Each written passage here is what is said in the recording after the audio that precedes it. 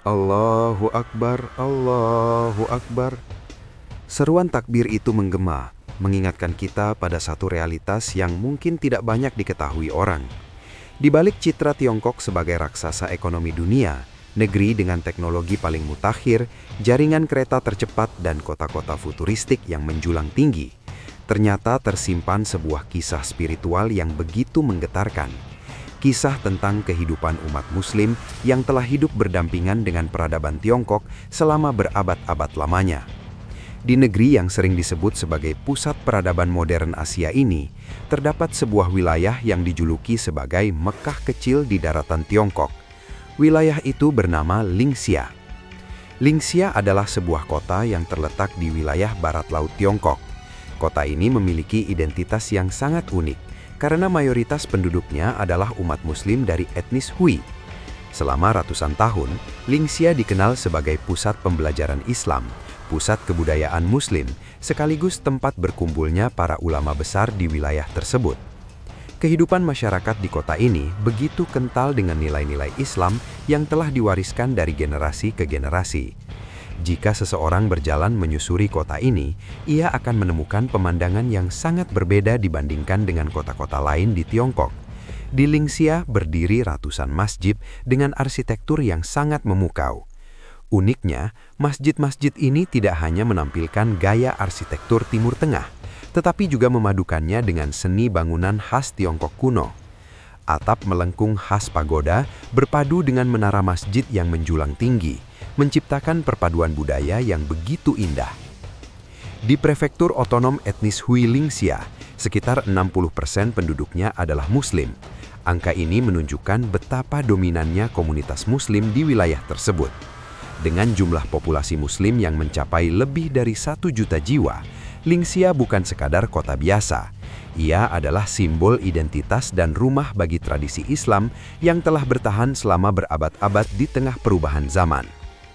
Ketika bulan suci Ramadan tiba, suasana kota ini berubah menjadi sesuatu yang luar biasa. Jalan-jalan dipenuhi dengan aktivitas ibadah, masjid-masjid ramai oleh jamaah, dan masyarakat merayakan bulan suci dengan penuh kebersamaan. Salah satu tradisi paling menarik yang terjadi di kota ini adalah hadirnya pasar takjil Ramadan yang sangat besar, bahkan disebut-sebut sebagai salah satu bazar Ramadan terbesar di dunia. Setiap tahun, pemerintah setempat menyiapkan sebuah area luas yang mampu menampung ribuan tenda bazar. Tempat ini menjadi pusat kegiatan umat Muslim saat sore hari menjelang waktu berbuka puasa. Ribuan orang datang dari berbagai penjuru kota untuk berburu makanan berbuka. Suasana di bazar ini begitu hidup.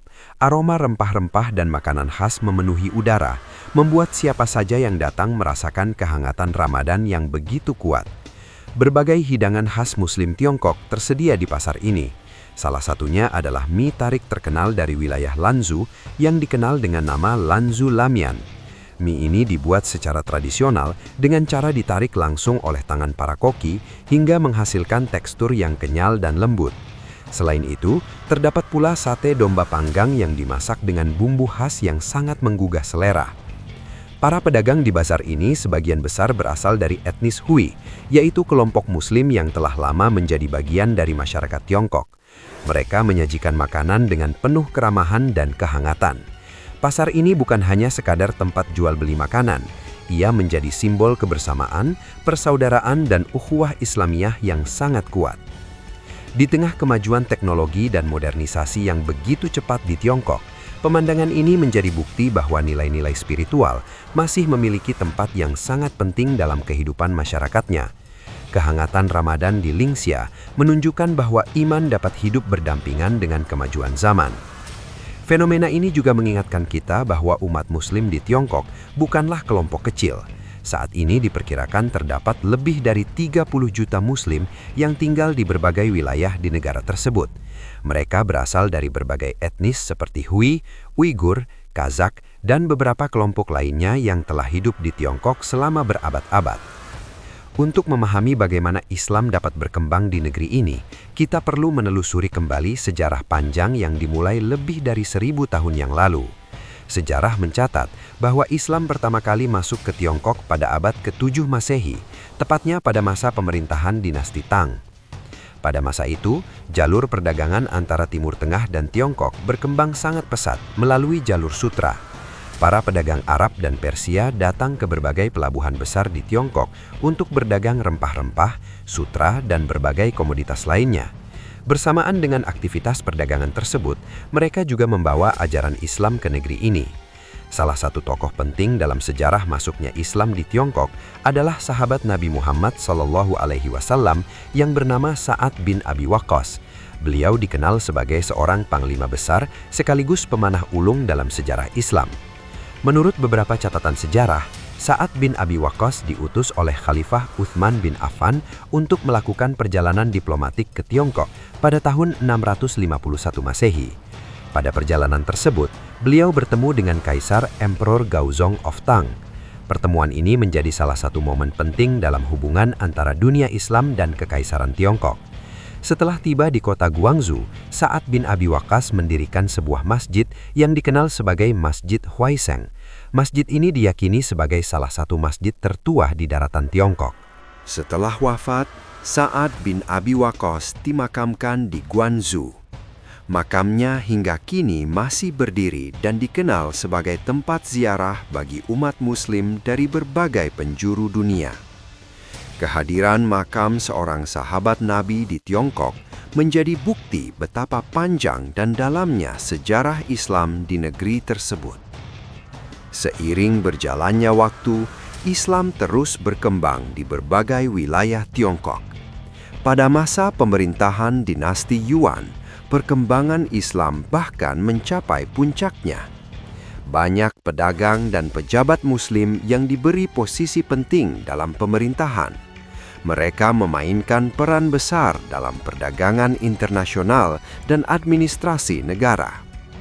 Namun, setelah runtuhnya dinasti Yuan dan digantikan oleh dinasti Ming serta dinasti Qing, umat Muslim mulai menghadapi berbagai kebijakan asimilasi yang lebih ketat. Meski demikian, mereka tetap mempertahankan identitas dan keyakinan mereka. Pada masa ini pula, muncul seorang tokoh Muslim terkenal bernama Zheng He, seorang laksamana besar yang memimpin ekspedisi maritim ke berbagai wilayah Asia dan Afrika. Ekspedisi ini tidak hanya memperkuat hubungan perdagangan Tiongkok dengan dunia luar, tetapi juga memperkenalkan budaya Islam ke berbagai wilayah yang ia kunjungi. Saat ini, komunitas Muslim di Tiongkok tersebar di berbagai wilayah seperti Xinjiang, Ningxia, Gansu, Qinghai, hingga kota Xi'an. Wilayah dengan populasi Muslim terbesar adalah Xinjiang, yang memiliki lebih dari 13 juta penduduk Muslim. Mayoritas penduduk Muslim di wilayah ini berasal dari etnis Uighur. Ibu kota wilayah Xinjiang adalah Urumqi, yang menjadi pusat budaya dan kehidupan Muslim di kawasan tersebut. Di wilayah ini juga terdapat lembaga pendidikan Islam yang cukup terkenal, yaitu Xinjiang Islamic Institute. Lembaga ini didirikan untuk mendidik para calon imam dan ulama yang akan melayani komunitas Muslim di berbagai wilayah Tiongkok. Selain itu, Tiongkok juga memiliki banyak masjid bersejarah yang masih aktif digunakan hingga sekarang. Salah satunya adalah Niuji Mosque di Beijing, yang merupakan salah satu masjid tertua di ibu kota Tiongkok. Ada pula Great Mosque of Xi'an, sebuah masjid kuno yang dibangun pada abad ke-8 dan menjadi salah satu simbol penting sejarah Islam di negeri tersebut. Ketika bulan Ramadan tiba, kehidupan umat Muslim di Tiongkok menjadi semakin semarak. Masjid-masjid dipenuhi oleh jamaah yang datang untuk melaksanakan sholat tarawih dan berbagai kegiatan keagamaan lainnya. Komunitas Muslim juga aktif mengadakan kegiatan sosial seperti penggalangan dana dan pembagian makanan kepada mereka yang membutuhkan. Durasi puasa di Tiongkok biasanya berkisar antara 14 hingga 16 jam, tergantung pada kota dan posisi matahari. Meski cukup panjang, umat Muslim menjalankannya dengan penuh kesabaran dan semangat. Salah satu momen yang paling dinantikan adalah iftar atau buka puasa bersama.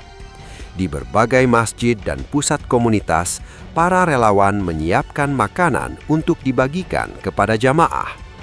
Hidangan yang disajikan biasanya terdiri dari nasi pilaf, kebab, sup hangat, kurma, dan berbagai minuman khas Ramadan. Menjelang waktu berbuka, umat Muslim mulai berdatangan ke masjid atau pusat komunitas.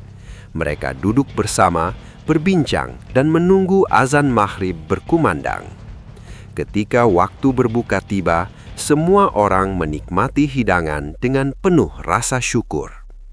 Setelah berbuka, mereka melaksanakan sholat maghrib berjamaah, kemudian dilanjutkan dengan sholat isya dan tarawih.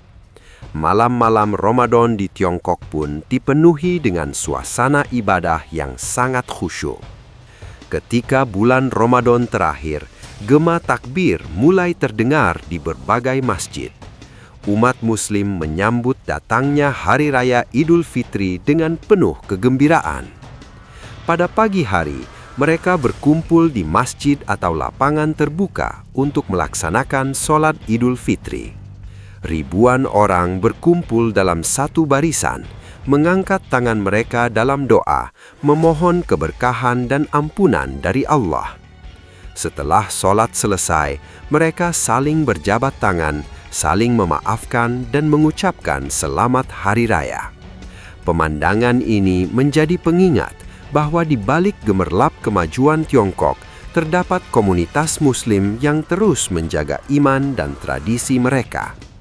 Dari Ningxia hingga Xinjiang, dari Guangzhou hingga Beijing, umat Muslim di negeri tirai bambu terus menjalani kehidupan mereka dengan penuh keyakinan. Kisah ini mengajarkan kepada kita bahwa Islam adalah agama yang mampu beradaptasi dengan berbagai budaya dan peradaban. Di tengah modernisasi dan perubahan zaman, iman tetap dapat tumbuh dan berkembang.